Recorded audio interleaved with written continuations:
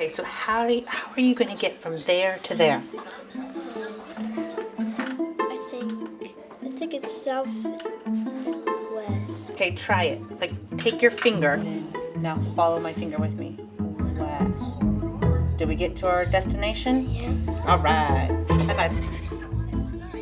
It's a real challenge to educators today to figure out how do you use your available resources so that every child succeeds.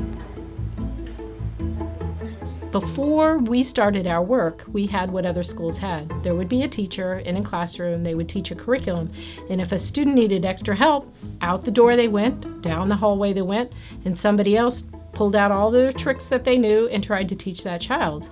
So for us, it was really flipping that whole model upside down and saying, these are the resources we have available to us. How do we get everybody working together to design a system that is more seamless for students? This system would not work without teacher collaboration. Every decision we make, we have to make as a team. We can problem solve together and look at data together and make decisions about what kids need. If we're going to work collectively to ensure the success of every child, then we had to get on the same page about what we were teaching. So for us, it was an early lesson in identifying a core curriculum in math and reading that was the same no matter who the teacher was. Now to get us started. So every single student will receive universal instruction, core instruction, also known as Tier 1. Efficient and helpful. Some kids will need supplemental instruction. They'll need a little bit more than core. So you'll hear that referred to as Tier 2. And then some kids may need more intensive intervention, and so you'll hear that referred to as Tier 3. So what did it tell you to do? How are you going to figure it out? Probably go. Teachers at the very beginning of the block are teaching core instruction to their core 22 students.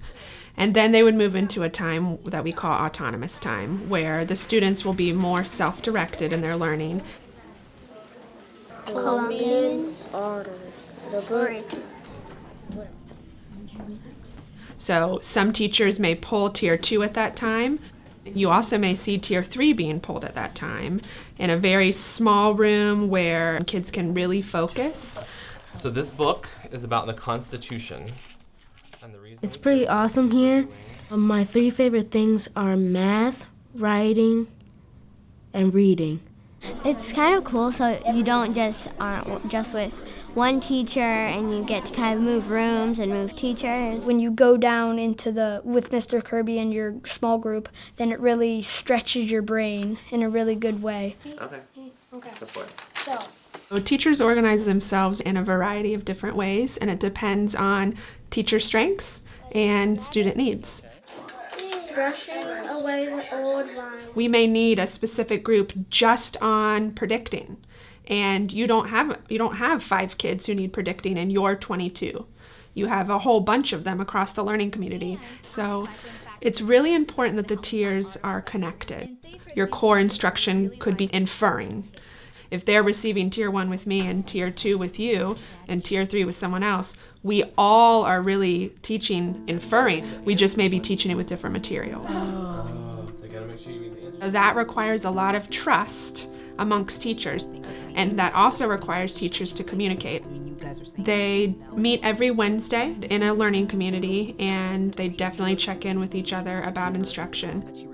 They have almost all of their packet already filled out, and then there's some groups of kids that don't have anything filled out. We have the same problems with when they come to us, they have to finish up their packet. So if we try to stick to what that core part is, and then we meet as a student success team. That team is made up of myself, the learning community leader, all of the core teachers, administrators, guidance counselors, speech and language pathologists. All of those stakeholders will sit around the table together, take a look at all the data, have deep conversations about the effectiveness of the core instruction, and also monitor the progress of the Tier 2 groups and the Tier 3, and then problem solve together to figure out the ways in which they might make adjustments. And then once they make those major adjustments, then they'll come back together once a month to make sure progress is being made. 3% of the time.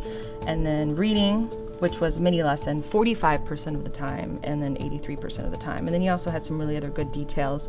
Maybe her goal sheet is almost like twice as long, so she has more space like on Monday, and right before you go into tier 2, okay, like what are the specific things you're gonna do? I think that we're meeting the students' needs better. The growth that we see in our students is phenomenal. We've had kids go from 8th percentile to 30th, 40th percentile, and sometimes higher. My work is to make sure that all kids get what they need. We have lots of different types of learners, and everybody deserves to have instruction that meets their needs. That was beautiful.